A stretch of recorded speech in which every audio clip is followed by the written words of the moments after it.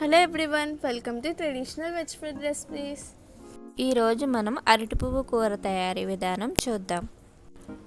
అరటి పువ్వు పై డొప్పను తీసి దానిలో పువ్వుల నుంచి మధ్యలో ఉన్న కాడ లాంటి దాన్ని తీసేసుకోవాలి. చివర ఉన్న ఈ తెల్లగా ఉన్న దాన్ని కూడా తీసేయాలి. ఇలా చిన్నగా అయ్యేదాకా మొత్తం పువ్వునంతా ఒలుచుకోవాలి. ఆఖరిన మిగిలిన ఈ చిన్నగా ఉన్నదాన్ని కొంతమంది తింటారు. అరటి పువ్వుని ఇలా ఒలుచుకున్న తర్వాత చిన్న చిన్న ముక్కలుగా కట్ చేసుకోవాలి. దీన్ని మిక్సీ గిన్నెలో వేసుకుని ఈ విధంగా గ్రైండ్ చేసుకోవాలి. ఈ విధంగా గ్రైండ్ చేసుకున్న తర్వాత దీనిలో కొద్దిగా ఉప్పు, కొద్దిగా పెరుగు, కొంచెం వాటర్ వేసి 10 నిమిషాలు ఉంచాలి. ఇలా ఉప్పు, పెరుగు వేసి కడుక్కోవడం వలన పువ్వులో ఉన్న వగరుతనం, జిగురుతనం ఉండదు. 10 నిమిషముల తర్వాత ఫ్రెష్ వాటర్తో వాష్ చేసుకోవాలి.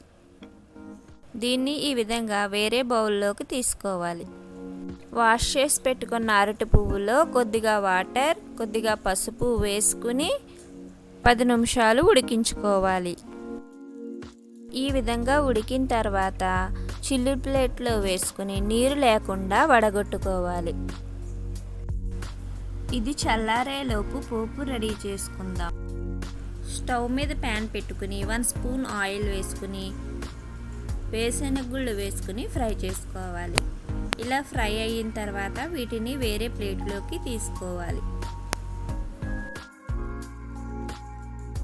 ఈ కూరలోకి మినప వడియాలు బాగుంటాయి.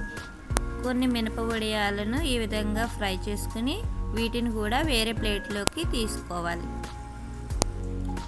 1 స్పూన్ ఆయిల్ వేసుకుని 1 స్పూన్ శనగపప్పు, 1 స్పూన్ మినపప్పు, 1/2 స్పూన్ ఆవాలు వేసుకుని ఫ్రై చేసుకోవాలి.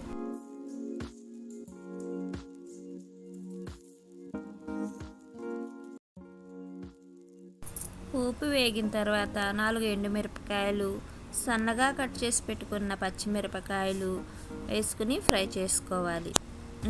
ఇందులోనే కొద్దిగా కరివేపాకు కూడా వేసుకోవాలి.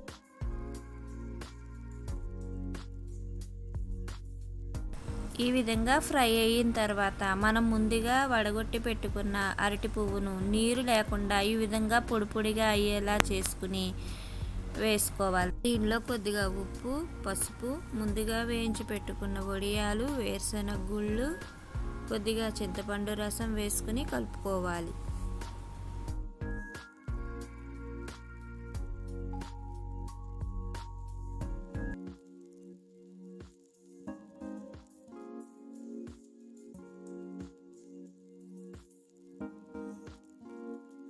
ఈ విధంగా మగ్గిన తర్వాత వేరే బౌల్లోకి తీసుకోవాలి. అన్నంలో ఈ కూర కలుపుకొని తింటే చాలా రుచిగా ఉంటుంది. అచ్చు పనసపొట్టు కూరలాగే ఉంటుంది. Thanks for watching my videos. Please like, share and subscribe my channel.